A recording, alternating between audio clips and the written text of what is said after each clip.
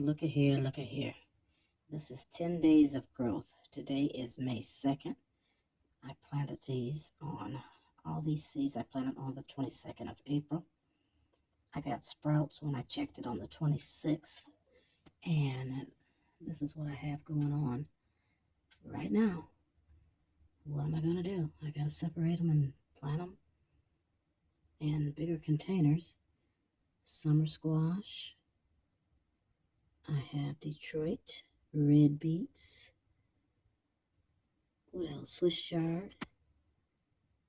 Kale.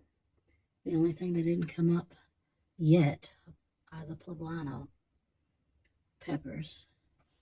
And do I see a little something right there? I see a little dot. It might be coming up. Might be. But they're looking good.